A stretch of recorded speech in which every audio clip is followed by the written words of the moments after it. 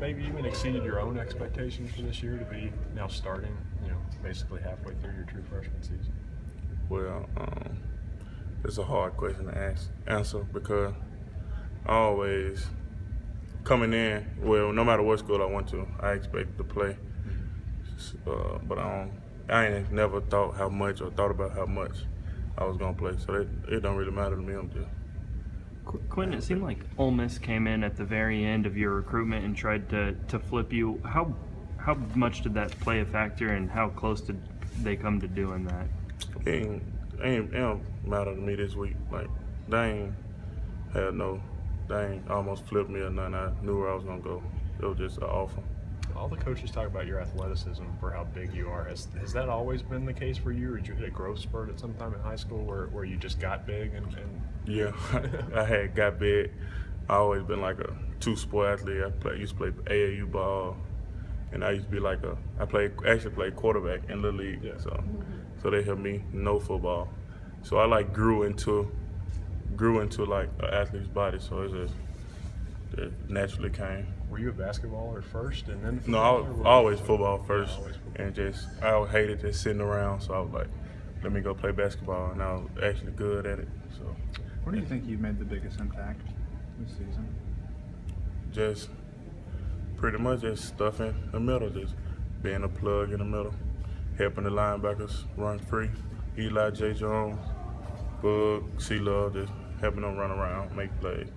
Your spot is not the most glamorous one. You don't always put up a ton of tackles or a ton of stats that people notice. How do you approach that as a young guy week in and week out to know that maybe the spotlight's not going to shine on you if you're doing your job right? I knew that coming in. I knew like playing nose, you really setting up the defense. But I also know that playing nose is the most important part of the defense. So I don't really care about the stats as long as we come out with the win. And I know, and my Coach LeBlanc know, and Coach Stoops and Coach House know that I was one of the most important players. Not just me, just the nose guard in general. Mark told us that you were named the Defensive Player of the Week internally. Was it kind of cool to get that honor from him? That was a cool honor. I liked it. That was something that was interesting to me. When you said you played quarterback in Pee Wee, how did you transition? I mean, obviously the size, but was it a hard adjustment to taking the less glamorous spot when you were growing up, or no, did you want to play other positions? Or yeah, that's what it was. I got bigger, but I was actually good, but I just like to hitting people, and Coach was like, if you play quarterback, you can't hit people. So I was like, I got to play defense. I got to go hit somebody. They're going to give you an offensive package where you can just go in on the goal line and bore somebody? I haven't asked about it. I'm just trying to stick to the nose. How was your arm as a quarterback? Oh, it was good. It's still good. I still got an arm. Well, how were your basketball skills too? I was a big point guard. I never played point guard, but I can handle the ball well, move well.